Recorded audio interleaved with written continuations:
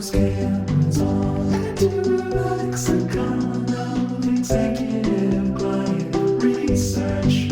We got some charts and graphs, we got some groups and gaps. It's executive client research. Let's have your cameras turned on. Okay. What's up?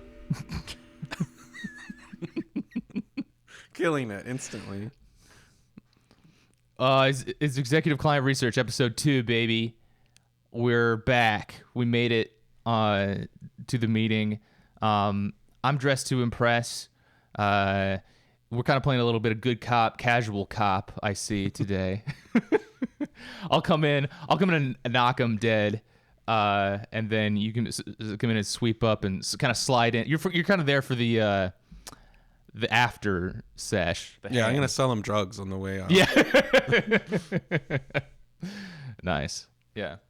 I'm very prepared today. I've got the beverage combo, the ideal beverage combo. Oh, wow. I've got what is it? Peach pear LaCroix and don't mix with Texas mug full of coffee. That's how. Man, what is the on-ramp for LaCroix? Because it tastes just awful, but some people really like it, and I'm sure it's just a mindset that I need to reach. What's the on-ramp? That we should do an episode about this, I suppose. But I agree. When I first I don't know. The first time I had LaCroix, I was like, this sucks. And then eventually I just started liking it. I don't know. Okay. Have you tried soda? It's really, if you like that's probably yeah. Soda kicks ass. It does. Yeah. It's a pro soda podcast. Yeah. I'm not a soda guy, but only because it is so good. It would ruin me if I was drinking sodas. Mm-hmm. But I'm crushing Croix, dude. Like, I'm absolutely annihilating them. I don't know. I don't know if I wish I could just be like water. That's fine. Mm-hmm. But I'm not. But at least it's not like, I don't know, beer. You know. Yeah. So, good morning. Good morning. I do have a beer. Like, I have like a tall boy. On the other hand, I guess I'm prepared in that way. But dude, not prepared in other ways. Video viewers, by the way, you can watch this podcast on YouTube. Check out Executive Client Research on YouTube. But you'll notice, careful fans will notice that I am coming at you with a different angle today. I made a huge mistake, dude. Like, and I have to fess up to it. And I can't, I'm ashamed about it. Just a huge lapse in judgment. You know, I made the rookie mistake of thinking that, the thing that technology did before could be replicated. You know, like the thing that it says it can do and has done. I totally fucked up and thought it'll just do the same thing again. So yeah, my bad. I've been using my phone as a webcam. Really excited about that. Didn't know that was a thing a couple of weeks ago, and then I tried it and it worked, and I was excited about that. And all you did was just plug it in, and it started working as a webcam. I was like, this is amazing. And then of course, I should have seen this coming. That try that again. What are you doing? Are you stupid? Yeah. What are you thinking? Yeah. So I'm on some weak shit. I'm on some built-in webcam bullshit today, and I apologize to the clients first and foremost for not presenting my best self to you. But hopefully this communicates a little bit more of a raw and authentic, presentation. Sure. I'd also like to the Zoom quality,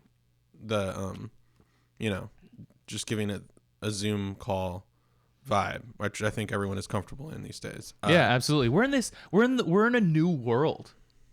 Sure. Also, I would say that I probably look like I'm in a very, very dark room. I'm really not. It's hard to believe you when you say that. I do believe you because you've established your trustworthiness to me over the years. Mm-hmm. But it is very hard to believe you in that I can see you, or can barely see you due to you know, it looks like a dark room. I don't know how light works, apparently, because it's just perplexing to look around a room and then see it on camera as just pure I'm guessing it has darkness. something to do with the really bright window like right behind you. I've tried to shut it too. I remember It last doesn't episode tried to Well, shut it and Get this. Okay, we're just shy of 1 million subscribers on YouTube. So if you get us to that 1 million mark, we will get A ring Atticus light. a setup. Yeah, we'll get you. Oh, dude, I should do a whole. That's actually not a bad episode idea. Going in on ring lights and like lighting in general. I'm gonna write that down. Yeah, dude. I want to be clear about something about this podcast is that, you know, like we make fun of like kinds of people on here, I guess, a little bit. I'm very much like a kind of guy that we would make fun of on this. I'm like I just caught myself like 2 days ago Googling lotion for girlfriend 2023 Reddit and gift in there. And I think this is the kind. So I just want to establish a little bit of the personal connection here.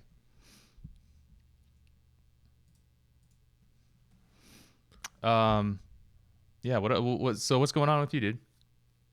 I have something to present to our clients. I feel like they might be very interested in. Oh yeah. Should we jump into the brief? Are we ready? Yeah. Go for it. Okay. So I would say this is I would say this is something that we should steer clear from. This is maybe more of a warning. Okay. So you are not this type of style guy. No, I would say this is something that folks need to be aware of, and they need to have vitriol and disrespect for. Atticus is covering sexual predators today. So I'm talking about call centers, and I feel like I think clients need to be aware of what's going on. I think they need to de-invest, boycott, and sanction businesses that use call centers. Are you shorting call centers? Is that your advice? Yes, I think they're going down fast. Okay. No, I don't. They might be they seem like something that might just be like kind of a necessary evil in society, where it's like we have banks and we need someone to talk to, and the person in charge isn't going to answer every call. So I get we need them, but I feel By virtue of having phones, we need somebody to answer them. Yes. Like we could solve this by getting rid of phones. Is what I'm thinking. Or banks or email, But, I'm down for all of the above. So maybe we could take a dive into call center culture, Yeah. perhaps. See, we could wiggle around in there. I think this was the first. Did a little bit of research into it. I spent a year in one, but Undercover for this podcast. Yes, unpaid. We'll have to jump on a call after this to talk about the compensation. But Remember, hit subscribe on YouTube. that's how, send me to a call center is that's what you guys are paying for, Mm-hmm. So I think this is some good advice. Some good advice from a Reddit user. Someone asking Should I about click the this long link, term. by the way? Sure, go for it. It's kind of scattered, so Okay. But there's some advice from a Reddit user about someone who's how sustainable is the call center life. First off, if you work in a call center job that is mostly making outbound cold calls like collections or sales, my advice is to get out now. Those are the worst kind of jobs to have, and they will literally crush your soul and change who you are as a person if you work there for more than 3 to 6 months. So assuming your job is mostly taking inbound calls, it can still drive you mad and make you worry about the human race as a whole. But one mental trick I learned is to actually imagine that the really difficult customers are paid actors that are trying to make you angry/crazy and pretend it is a contest to see if you can remain calm. The other mental trick I use to keep the job from getting too boring when you have to do the same task for the 100th time that day is to pretend you were training a new hire employee and it is their first time seeing the job done. Just one response. That's a lot of pretending. Do you agree? How much cap is in this post? So I took little background. I worked at a travel agency, taking inbound chats for most of the time I was there. So I would say definitely I don't have an experience doing an outbound call center, but I can imagine that being 1 to 3 billion times worse. Yeah. Yeah. If you manage to get someone on the phone. Well, I'll actually, when I think about it, I don't know, maybe the conversations with your boss about it would be 10 times worse, where it's like, you really need to like make a sale. And it's like, no one wants to, so inbound, I have my experience, and it's interesting because I feel like going back over this as having a couple months distance from a call center, it's funny that all of like the subreddit Tales from Call Centers is about how frustrating customers are, which yes, they are stupid, entitled, rude, and annoying, but we're forgetting the true enemy is your boss. Yes. And how stupid, annoying, and just rude your boss is. Yeah, It's way worse yeah. than any customer. Why these people are gonna have problems, but it's your boss's fault that you're trapped there dealing with it. Yes. And I have a couple screenshots of conversations I've had with customers, other people have had with customers.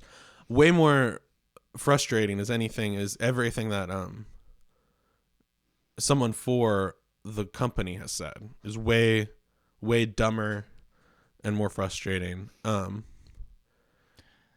There's no way we can put this in the video. Just to protect you. Yes. Is it on screen? No. Oh, okay. But like, I'm not. I always thought like I'll just edit these in later. Nah. No. Not censored names on here. But I think like one good illustrative element of that is when you forget who the true enemy is Cassetta also worked for a call center. Cassette is the real enemy, is what you're saying. Oh, okay. That she had there was a rule over at her call center that if you have an abusive caller and the company's like, you will get abusive callers, that happens, here's our solution. There's a script you have to get through. It's a long script about how you shouldn't be abusive towards me, and you have to get through it 3 times uninterrupted before you can hang up on them. Uninterrupted? Yes. You have to start over if you're interrupted. Like they try to talk over you like I just did to you? Yes. Then I'd have to start over, and I'd have to get through it 3 times. You have 3 warnings, and you have to get through the entire warning before you can disconnect a call. How? And you tell me who the enemy is. Did that ever work? Can you ever get through that? I think you end up just waiting them out in terms of, That's crazy. Yeah. Or you risk a write-up, What does an abusive caller look like? What happens? I remember there was an agent help article about dealing with difficult callers where I worked. And there was a chart that laid out dissatisfied, frustrated callers versus abusive callers. And abusive callers, to get there, we're talking like targeting you specifically based on like protected things, like very specific things, like illegal things, like like race, gender, sex. Yes. Yeah. Okay. Or if it's talking about, it was so funny because it's like it has to be extreme if it's about you, or if it's anything at all, essentially about like executive leadership. They like have that in there where it's like if it's like about executive leadership, you can like give them a warning. Like, I'm gonna hunt you down specifically, Atticus, and murder you. Also, I'm upset with the CEO. They're like, holy shit. Whoa. The CEO's targeted. Atticus is not, because that's not a protected class Right. to just being alive. Right. Wow. Yeah. So yeah, I feel like you're gonna stay on that phone and listen to them. Jeez. And I feel like I'm of two minds about it, because it's like if you just disconnect, someone else is gonna get the call. And that's kind of sucks for them too. That I feel like there should just be like some like do not service. Yeah. You know, you're not. There's no block I don't list. care. I suppose there. Yeah. Not that I ever had access to the lever of, you know. So I think that's a good example of forgetting who the enemy is sometimes, where it's like this customer yelling at me is like truly evil and stupid, but there's someone who's locked me in the room with them. Yeah. You know? Yeah. It makes you think that like, yeah, like the arrangement of, we've arranged things poorly as like Yeah. a society if this is how this has to go. You know, like there's something that went wrong along the way.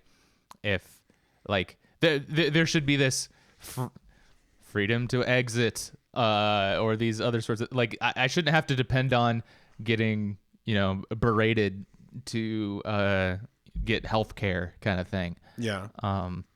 It kind of seems like one of those jobs that's like almost like, to me, like sex work in a way, where it's like I don't think we should make sex work illegal, but I think it could serve like a helpful barometer of a society's health.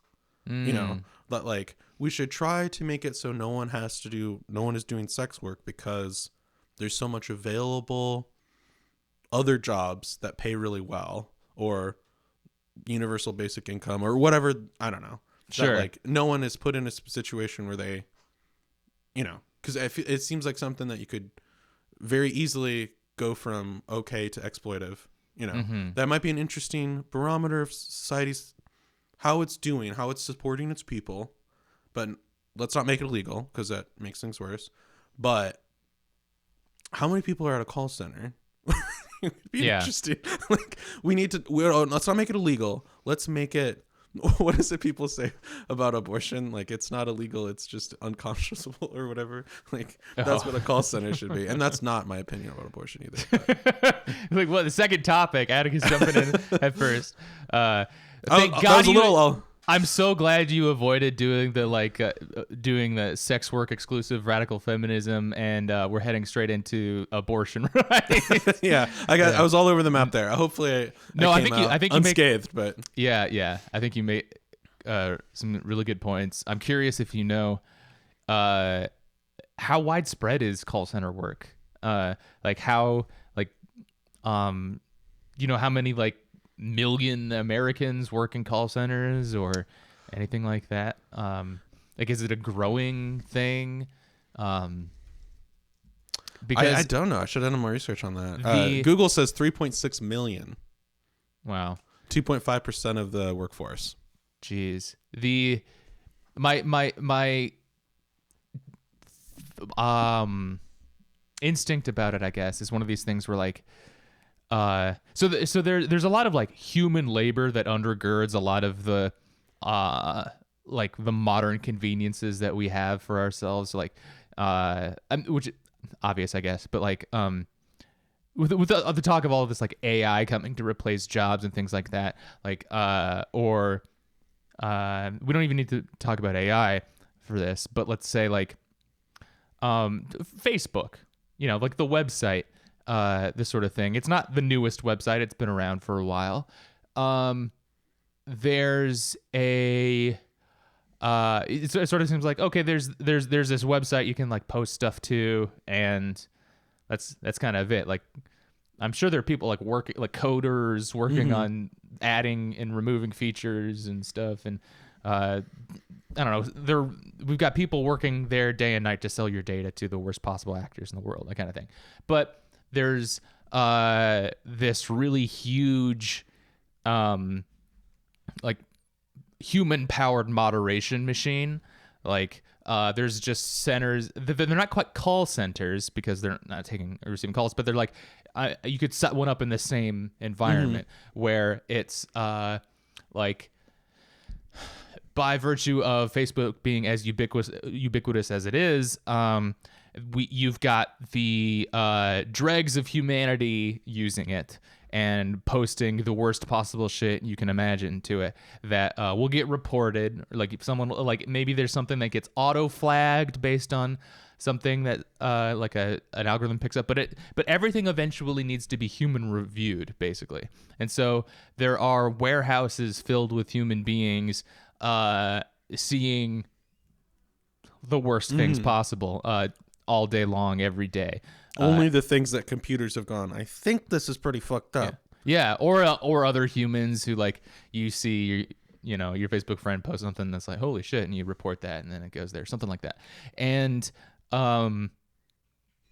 it's this sort of like, we're just throwing, human psyche at the problem, like oh, we'll just feed bodies into it, sort of thing. I mean, it's a version of necrocapitalism, I suppose, if it's like psycho-necrocapitalism, if you want to go that direction with it. But I feel like call centers are kind of a similar thing where it's just like we're just throwing bodies at this thing to keep it so you can have still a bad time on your phone. Like you can still have like there's this untold human sacrifice being made at every turn with the sort of patina of modern convenience or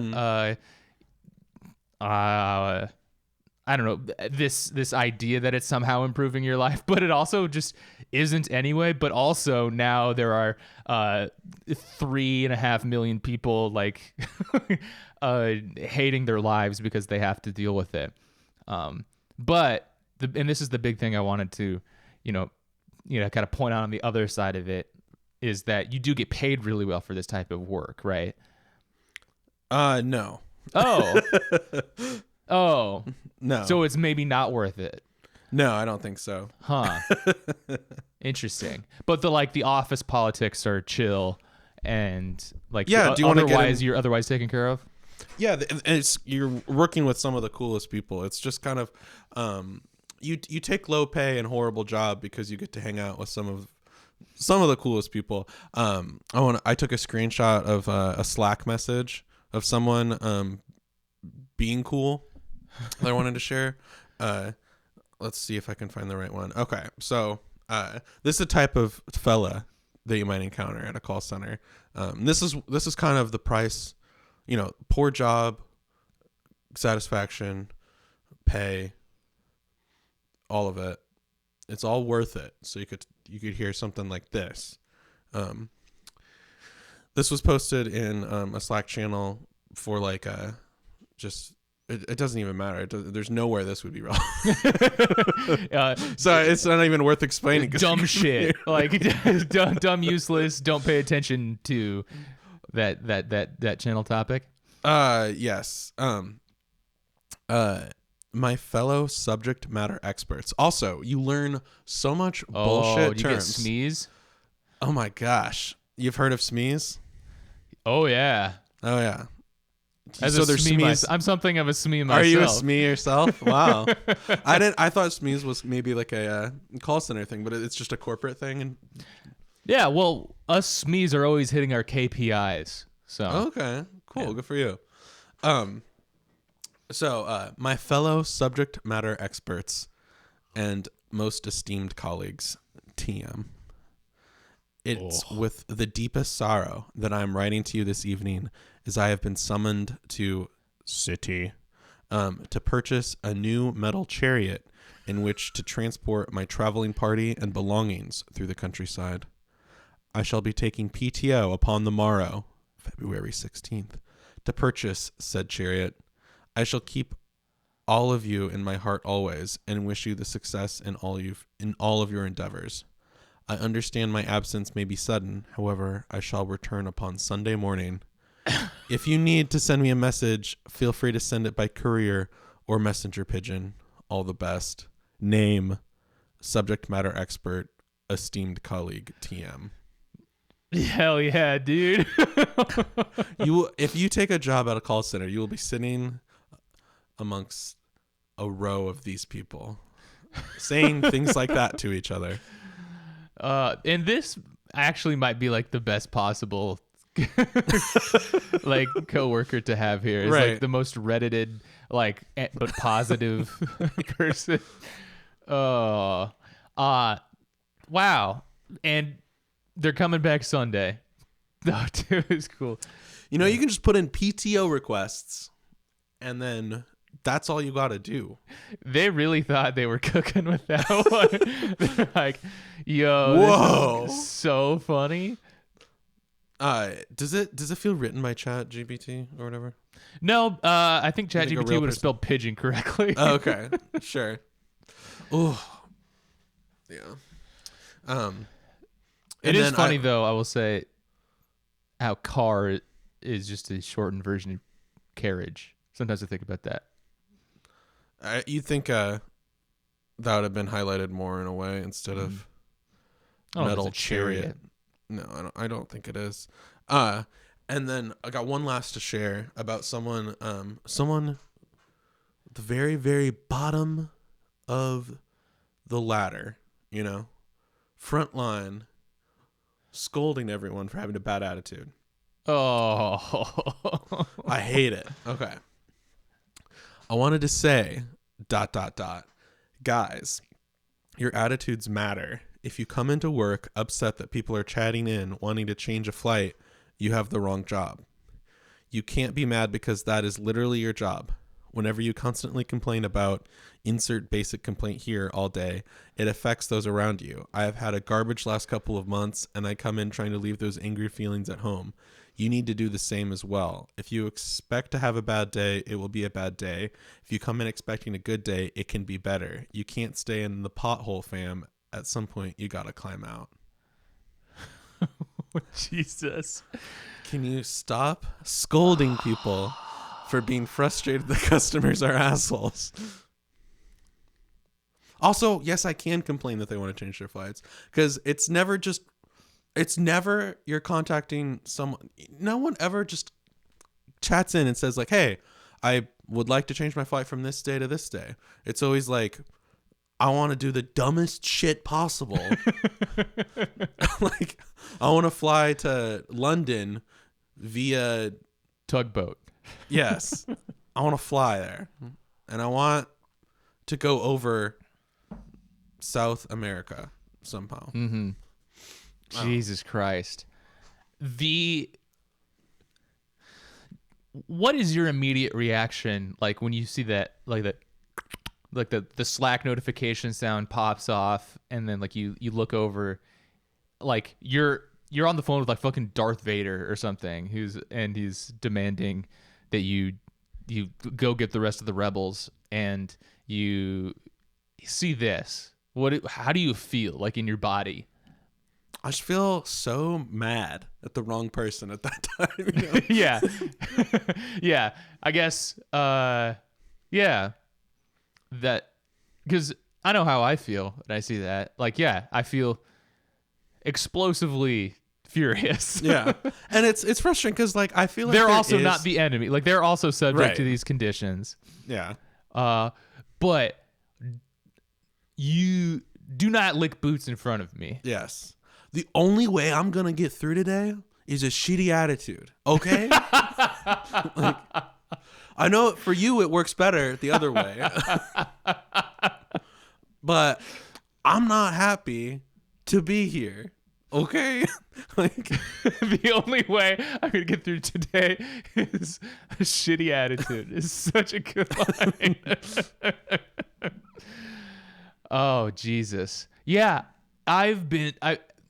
this is weird because I wrote this for my topic, but I think it's going to apply better for your topic. And it's a coping skill for people who work. I'm sure listeners understand this predicament. You need to go to work, unfortunately. There are it requires a level of emotional maturity, I will admit, but it's like it's targeted toxicity, I guess. Like it's having a shitty attitude, like meted out in a mature way, I guess, where like I would encourage listeners to be toxic at work, I guess is what I'm trying to say a little bit. But I want to signpost here. This isn't like you're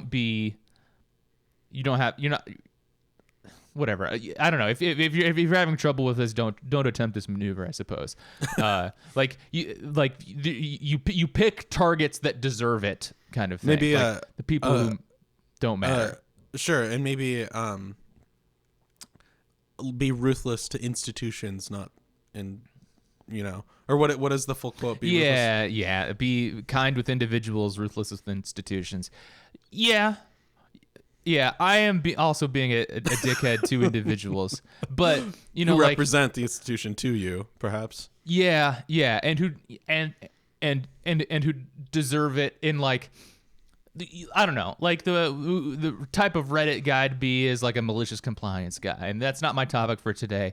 But like, it's a kind of toxic behavior that I know that like I can all too easily fall into, but definitely don't mean to use against the people who matter to me, right? Like it's really important that you don't do that type of shit to the people you love. Like, I don't know, Zoe was telling me about one of those "Am I the Asshole" posts where the have you heard about this one? The tortilla chips or the nachos? I've not. Okay. It was a story about how or maybe I don't know if maybe this is on TikTok, who knows, whatever. But the premise was like, the husband is sent to the grocery store with a grocery list. He knows that his wife is intending to make nachos later. He notices on the grocery list tortilla chips are not on the grocery list, and he thinks that they probably need tortilla chips for the nachos, but since they're not on the list, he gives her a call. She doesn't answer. He gives her another call. She doesn't answer. So he gets what's on the list and heads home.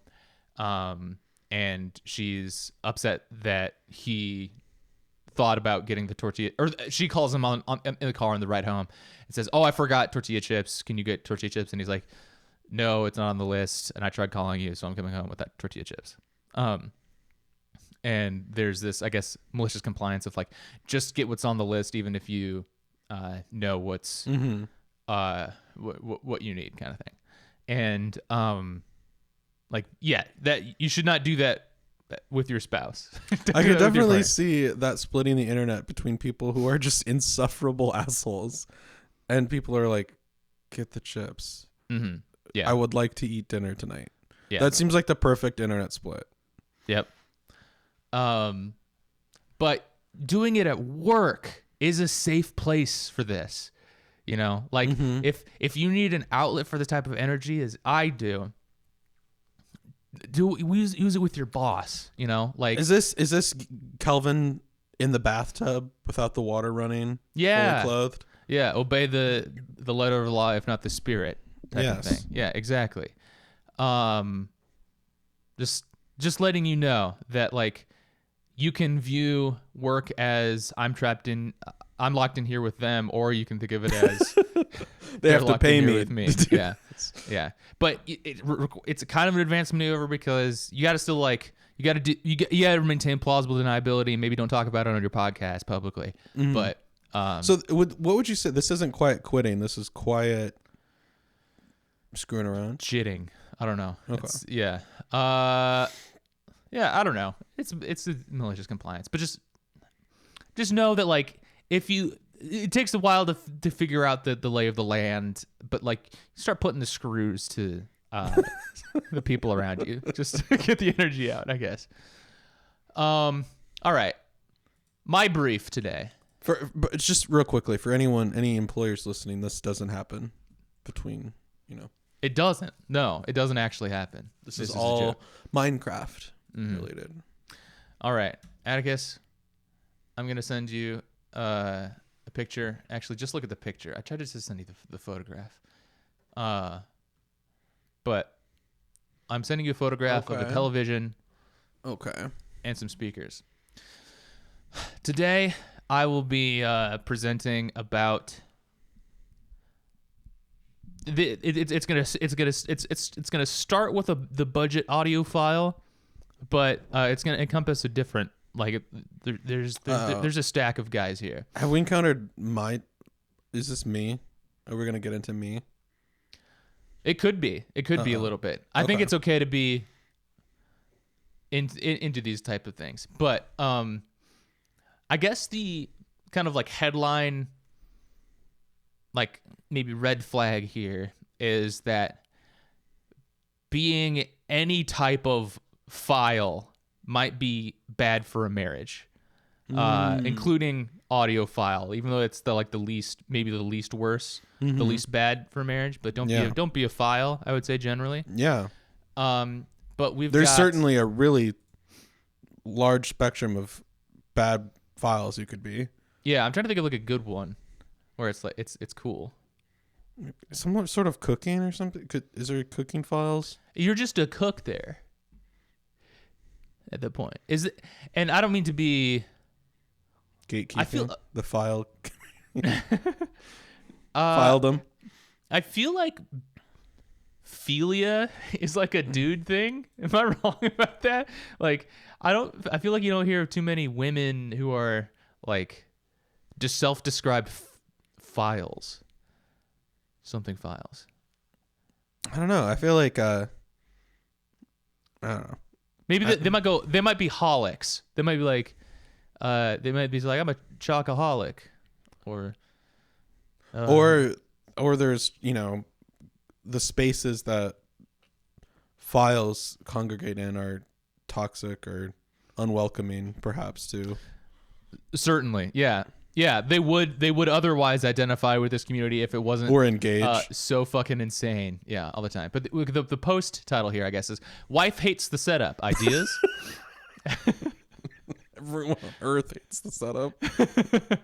And it's I don't know, a picture of a TV with some speakers on the side of it on a coffee table.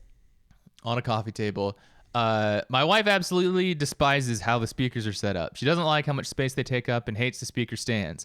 We have a really tiny house. It's already pretty cramped, so I see her point, but they sound so good that I can't bear not to use them just because they look bad. Any ideas for a way to position them that won't tank their sound? We use them for music and TV. Sorry, man. Just get a sound bar and, right? Unfortunately, yeah. My favorite kind of Reddit post is the one where someone lets a niche interest ruin their life. Wife hates the look. But thank God that the Reddit community they come up with some good ideas for him. Yeah. JTrap86 says, "Yeah, my wife says my setup looks like a bachelor pad. IG or IDGAF. You want good sound or not?" So good points from JTrap86. This place looks like a shit show. You want good sound or not? Antique Car 6103 has some good ass advice. Says, I would turn it up when listening to music / watching movies. She would say, "It sounds so lifelike." I was like, "Exactly." Now she loves it. Battle 1. Outcome, I have a different system in every room of the house. Advice, don't give in. Buy other speakers until she gets it. It's your house too. Ooh.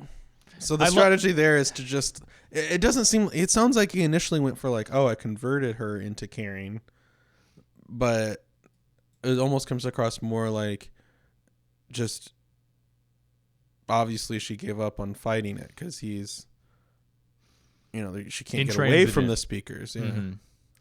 Yeah. I gotta say, like, there's like the original post, like, kind of is you look, it's easy to make fun of. It's just like, dude, it kind of looks bad. You're gonna have to make some compromises, but like, he is earnestly trying to like get advice to be like, how do we solve this problem? Maybe What's there's someone something gonna say? I Like, haven't thought- hang it from the ceiling or something? Like, what are you? I mean, yeah, maybe there's not a good solution, but like, it does seem like he isn't interested in finding common ground with his wife. Sure. But the commenters Go to are war. are doing a lot of projection themselves onto a lot of this too, where it's just like, You should have married a speaker instead. yeah. Okay. Yeah. A Battery Aziz says ex-wife. Yeah, I'm kind of not quite there yet. It's not what I want to do.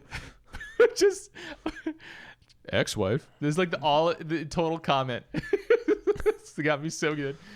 Cash Hacker says get divorced. Oh my god.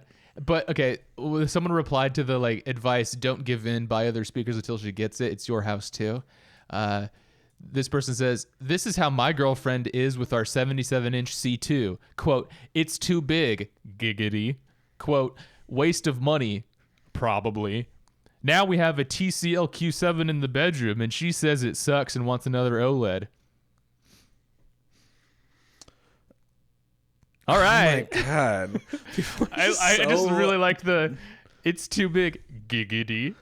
What are we conveying? Like that it's okay. Just size is making this person go giggity. Mm-hmm. The concept of size has Yep. sent this person off into like Family Guy laughter. Yep. Okay. Another commenter says, it looks like he's compromised all he can. Small TV, small speakers, no 5.1. I can't imagine compromising another level after That I isn't lost a- my 5.1. After 5.1, you may as well get rid of, everything in the house. It's your house too. You got to have some 5.1. Yeah. It's really it is an advanced negotiation tactic to say this is the compromise. Like we're already halfway there. This is not the outset position. Like Bernie was the compromise. That's the style to be. Krogs 571 I think is has some good thoughts. It's really sad you're married and that's how you chose to set it up. The bigger question is, do you honestly think it looked good? Thank you. Krogs ain't pulling punches. No. And Euphoric Listen 2748, which such a good username. Right, yeah. Euphoric Listen says, show her the Polk ES55 or ES20 in white or brown. Chicks dig white speakers. I don't know why.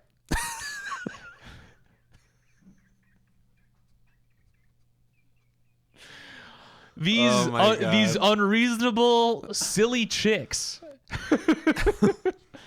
I have no idea why these chicks be thinking the way they are. We're the ones who are being reasonable, Right? Our setups. Oh my god, I don't understand. Like, why do people get? Maybe it's just because like I'm watching TV with the damn TV speakers right now. In my living room, my main setup. We do need to solve that Well, for you, though. I mean, sure, I get that it's bad. I make music, but it's fine. It's just like I know you've gone through this exact thing with Ben, but it's just like, Well, people are so precious about getting it exactly the way they want it. yeah. I do think that like Is TV that great that you gotta have it? no, I guess not. That's a really funny point. I want to drop $15,000 to watch the Squid Game reality show like as the artists intended. There's Slash, they made it for you to watch on your phone with speakers. So Yeah. There, this type of guy is absolutely desperate to ruin music and movies for themselves. You know, like, like there really is something to the point. Like, I don't know if you. When I first started shaving, my dad's advice to me was don't get nice razors. Use bad razors, or use cheap razors, which is this is like a very old guy, like kind of anecdote to have, I suppose. But the point there was that you should get used to using the cheap, easy stuff, because if you get used to the nice, expensive stuff, you can't go down a level, and you're locked into paying more for razors for the rest of your life. And same with, I guess, like TV speakers and TVs in general. Like, just never season your food, because then you can't go without. No, I think that one's. I think the razors is a little bit more valid than that, but yeah. I'm not saying that like I think that there's like a good threshold though. Like like there's an unnecessary gap, I guess. Like, not everything needs to be like top tier luxury, I guess. And like you can very easily get to good enough, and that's all you need is good enough. And you don't need the crazy speakers. You don't need the crazy TV. You don't need the crazy razors or anything like that. You're gonna be just fine without all of it. I gotta say too, like Ben and I have talked about this, but like, what do you think like Martin Scorsese's like setup is? Do you think he's got like the Linus Tech Tips cave?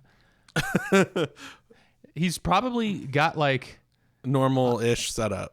Yeah, and like a shitload of DVDs, right? Like it's about like I mean, I don't know, whatever. They're like theater purists, whatever, who like care deeply about projection and all of that. But like their home setups are going to be like, it's about the content, or it's about the story, the the bit of it. Like the people who most love music in your life, like the people who listen to music constantly, like and like know everything about it, like they're probably not like spending all of their time researching headphones or all these different things. Like it's about the music itself. Obviously you'll get some people like Neil Young, I suppose, who are like, you got to paddle out into the middle of your pond and have these massive stacks pointed at you, and that's the proper way to reproduce the right sound. But like mostly I think that like there's a suspension of disbelief that comes when you're watching a movie or listening to music, where it's not a technical processing of things. It's good enough to the point where like, oh, I'm engaged in the story. I'm not viewing this as like a collection of technical processes that frame a camera, or there's a microphone and all of this. It's just like, that's a character kind of thing. And that's kind of all you need, as long as, I don't know, you get good enough to see what's going on and hear what's happening. If you just spared a thought for like, just whenever you're like distracted by something like that you could buy or fiddle with, think through like, maybe I could engage with it without doing that. You know, what if I watched the movie instead of thought about how deep the blacks are on screen, Mm-hmm. you know? I said at the outset that like I am very close to being these types of guys. Like I don't know. I get it. I really get it. I really get the, like, when a new camera is on the horizon, Yeah. I'm like, oh shit, you know? And but like my camera's totally good enough, right? Like it's gonna capture what I need it to capture, but I'm just like, oh man, if I just had this thing, if I just had that thing, that's gonna make the biggest difference. Yeah, I know. I definitely get that trap. I feel like this person. I just sent you a link of someone. I followed the Brian strategy of just searching wife on and we've got what my wife sees versus what lurks behind, and it's just a picture of like a clean setup, and then in the back a bunch of cables taped down. But what we're watching with this ridiculous, what looks like to be like, tens of thousands, at least multiple thousands of dollars of equipment on TV. We're watching like a Twitch streamer playing Civilization 5, which to me seems like the richest color and like the best sound. What are you doing? That rules. I love that. We don't have our shit isn't good enough to justify the expensive 32-bit digital audio converter. And look at those hi-fi headphones hanging in the corner too. Yeah. What are we listening to? Are we listening to someone screaming at someone else while they play Civ 5 with those headphones? There's like printing a Twitch stream to vinyl somehow, and like relaxing with a glass of bourbon or something, doing this. There is like, it would be funny. I don't know. The goal is for this podcast to be, for me, personal goal for this podcast is to get to the point where like, it is good enough to where people are like, oh, that classic episode. Like, instead of just like the completely disposable garbage that all podcasts are, basically just like just dicking around or whatever. But like, it is funny where like you hear people talk about like specific episodes of podcasts and like, oh, that was a really classic moment, and I don't know, treasuring them in this way. I feel like podcasts do need to. I feel like we need to do pioneer the vinyl podcast space, whether that's our podcast, or if we could maybe provide a service that you tell us your favorite podcast and we'll print it to vinyl, or what, we'll master it for vinyl. It'll be perfect. Mm-hmm. We'll get the masters from Joe Rogan and EQ it and compress it perfectly for vinyl. I wonder if anyone's doing that. I not. remember like a very early podcast that I listened to, and I'm gonna say it without researching it. So I'm sorry if these guys ended up being white supremacists or sex pests or something like that. But like way back in the day, I was listening to Frank and Eric Internet Famous, and I think they printed early episodes to vinyl as a bit. When did they? It looks like they still do a podcast, but I was listening way back. When did I do this? This must have been like pre-2010. Listen to this show. Looks to be like a when I googled it, a kind of an Onion type news site. Pretentious friend only listens to podcast on vinyl, with like a Photoshop of the Joe Rogan Experience going on to a turntable. So, and that was from 2016. So we are really Ahead of the curve here. pretty fresh. Well, we did start a podcast in 2023. That's true. So I think Squeaking we're under pioneering the this space. line of the last year that it's cool to start one. Yeah, crazy how that worked out. Like, it's kind of cringe to start one in 2024, as I understand. I've heard the reports. Yeah. But yeah, the wife bad brigade loves to show up in Reddit comments to say that you should divorce your wife for wanting to move your weird fixation shit out of the living room. Yeah. There seems to be just a complete battle of where the speakers will go going on the internet. It's about whether your wife kicked you out of the living room, or you're arguing about coming back to the living room, or it seems to be hard out there. Yeah. For these relationships. Yeah. Zoe actually did encourage me recently to she thought it could be fun for me to get into like what if you looked into a nice speaker setup? Like, would that be fun for you? Like basically she has to find activities for me and assign me to different things to keep me out of trouble. But which I appreciated the encouragement, but I did know that, like, I don't think she knows how deep you could go. Well, how dangerous.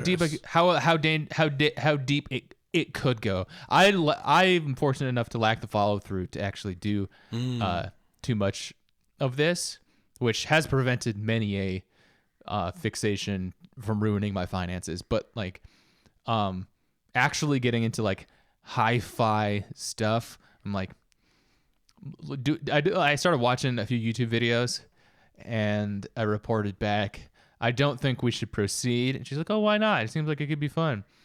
And had to explain that this is going to be, it kind of seems like the budget, like the low budget options for stuff is like a $3,000, like, what do you even call them? Like receiver. Yeah.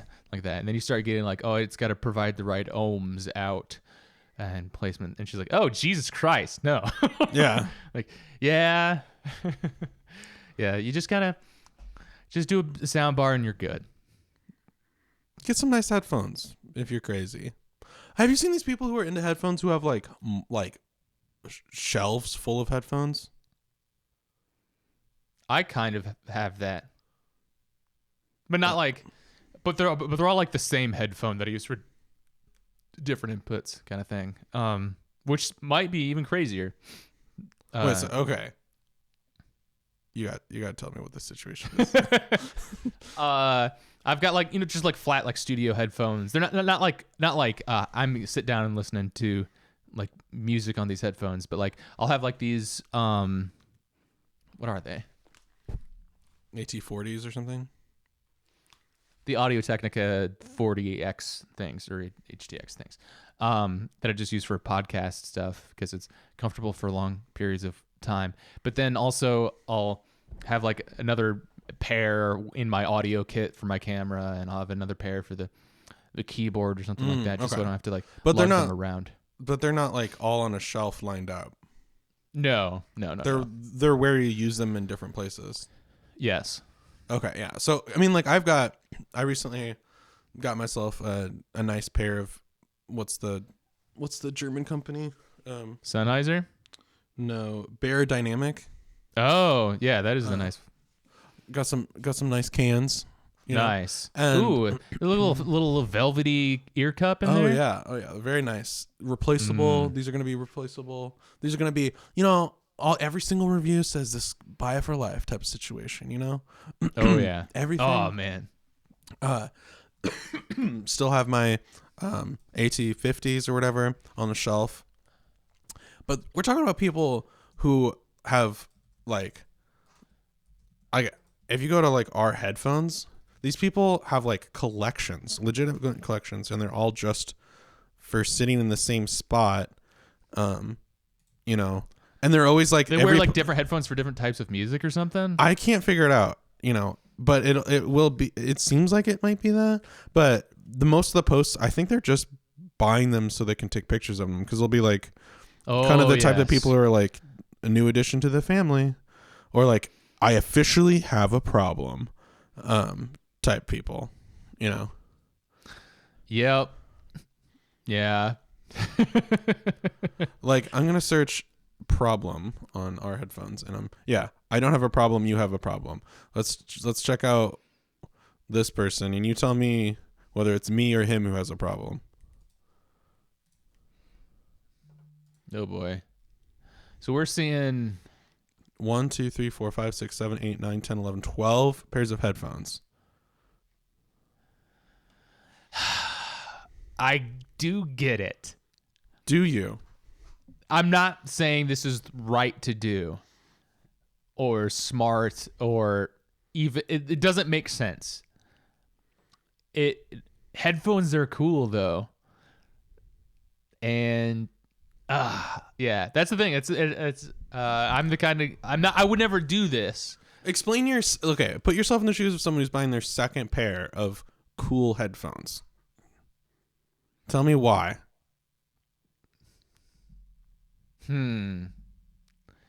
That's tricky because like I can see getting one pair of cool headphones. Yeah. But the second one, I guess it's like people who get like multiple cars, like cool cars.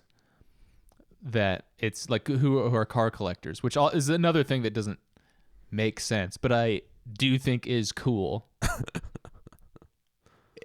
and bad still. I don't know if that makes sense. Like, I don't know. It's just a different experience, slightly different experience. It's less expensive than getting another Corvette. I don't know. Yeah. I mean, it just seems to me like you definitely like the product more than the I don't know. I feel like obviously the people who collect cars seem to like the collecting more than the driving of a car. Yeah. Right? And I feel like that's like a veil I'll never see behind, of well, that sounds very like high and mighty or, like purist because like, I like to have nice things, I like to have shoes or whatever. So I understand. But when it's like such an expensive item, it just yeah, that definitely passes. Like, yeah, there's certain like just the opulence of some of it is off-putting, and I'm trying to set some of that aside because like these are probably like thousands of dollars a pair for headphones. Right. It's just like, yeah, it's not like it's hard to be like that. I don't know. Yeah, it's a bad instinct to have. Like I would like, if I had infinite money, I would buy every new camera that comes out. And like that's not good. Like I don't need to do that. Mm-hmm.